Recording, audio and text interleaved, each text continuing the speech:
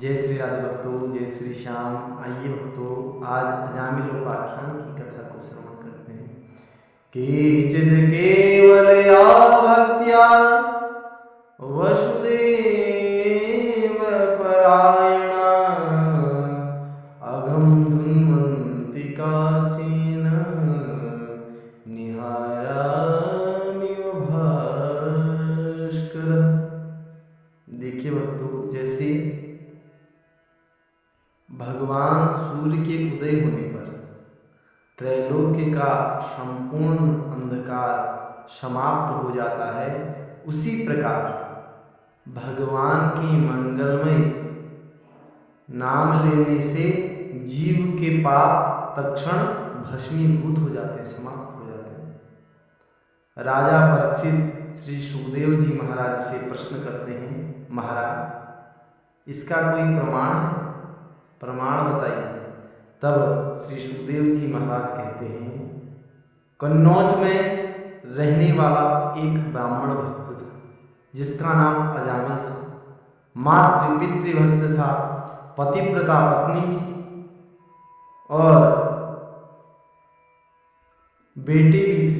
लेकिन दुर्भाग्य से एक दिन वन में समिधा बीनने के लिए निकला तो एक वैश्या को व्रत करते हुए देखा तो मति मलिन हो गई और उसी वैश्या के साथ उसके पीछे चला गया।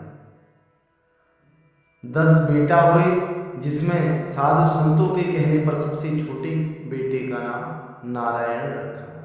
अब जब कोई भी कार्य होता था तो अजामिल सबसे छोटे बेटे से ही कहता था, हर बात में नारायण नारायण करता था। एक बार की बात है, मृत्यु का क्षण निकट आया। काले कलूटे यमराज के दूत आए। यमराज के दूत जब आए तो जोर जोर से चिल्लाने लगा, बेटा नारायण मुझे बचाओ, बेटा नारायण मुझे बचाओ। जैसे ही भगवान के पार्षदों ने सुना तो भगवान के पार्षद दौड़े दौड़े चले आए। दूरे क्रीडानकासक्तं पुत्रं नारायणावयं प्लावितेन स्वर्णोच्चे राजुहावा कुलेन्द्रिय राजुहावा कुलेन्द्रिय।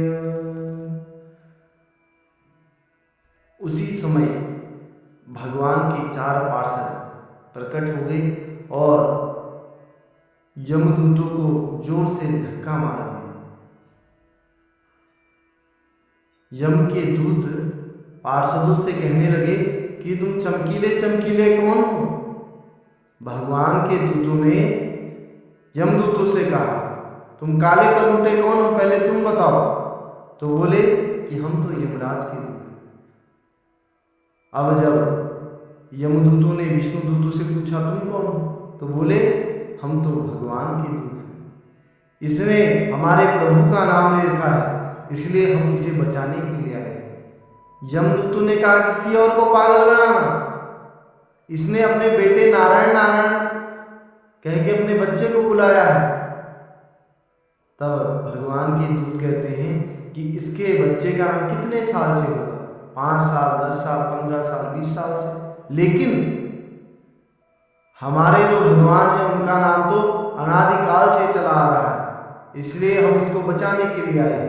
हमारे स्वामी का नाम तो अनादिकाल से चला आ रहा है, बताओ किसकी मानोगे? सांकेत्यं परिहास्यं वा स्तोभं हेननमेव वा वैकुंठं नाम ग्रहणं मशेषाघरं परम्। भगवान का मंगलमय नाम लेने से जीव के पाप तत्क्षण भस्मीभूत हो जाते हैं। गोस्वामी तुलसीदास जी मानस में बड़ी सुंदर चौपाई कहते हैं, भाय कुभाय अनख आलसहु नाम जपत मंगल दिसि दसहु भाय कुभाय अनख आलसहु। वस्तु की शक्ति ज्ञान की अपेक्षा नहीं करती। देखिए, आप अग्नि में हाथ डालेंगे तो निश्चित ही वह आपके हाथ को जला देगी। इस प्रकार विष में मारक शक्ति है। अब आपको ज्ञात है कि विष को पी के हम मर जाएंगे, तो निश्चित ही अगर आप इसको पीएंगे तो निश्चित ही आपकी मृत्यु हो जाएगी। इसलिए प्रभु का नाम हम कैसे ही लें, उसमें तारक शक्ति है। इसलिए हमें इस भव सागर से भगवान का नाम ही एक तार सकता है।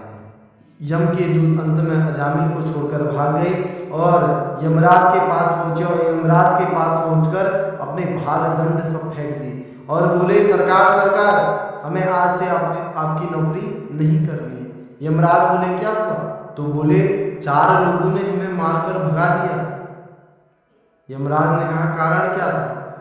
तो बोले, उसने नारायण नारायण कहा तो 4 भगवान के दूत आए और हमें पीट कर भेज दिया। यमराज बोले, इतनी जोर से मत बोलो, 2-4 बार तुमने और कह दिया तो अंदर इन लोगों ने सुन लिया तो इनको भी मुक्त करना पड़ेगा। यम के दूत बोले, अगर ऐसा चमत्कार है तो नाम की महिमा बताइए। भगवान से पूछोगे तो भगवान भी नहीं बता पाएंगे नाम की महिमा, हमें नहीं पता।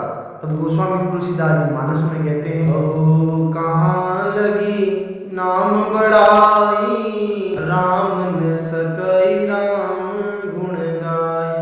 भगवान के नाम की अनंत महिमा है। जो भगवान के नाम की महिमा को जानते हैं वह 12 लोग कौन कौन से, तो बताया, स्वयंभू नारद शंभु कुमार कपिलो मनु प्रहलादो जनको भीष्म बलिर्वैयास कीर्वयम् द्वादशेते विजानीमो धर्मं भागवतम भटा। यह 12 लोग हैं जो भगवान के नाम को जानते। तब यम के दूत बोले, तो सरकार बताइए अब हम किसे पकड़ने जाए, हमें ज़्यादा झंझट में नहीं पड़ना। तब यमराज बोले, जिह्वान भक्ति भगवत गुण नाम ध्येयम् चेतश्च न स्मरति चरणारविंदम्। जिनकी जीव भगवान के मंगलमय नाम को नहीं गाती, ऐसे पापियों को तुम हमारे पास लाया करो। इसी के साथ आज की कथा को यहीं पर विश्राम। जय श्री राधे भक्तों, जय जय श्री श्याम।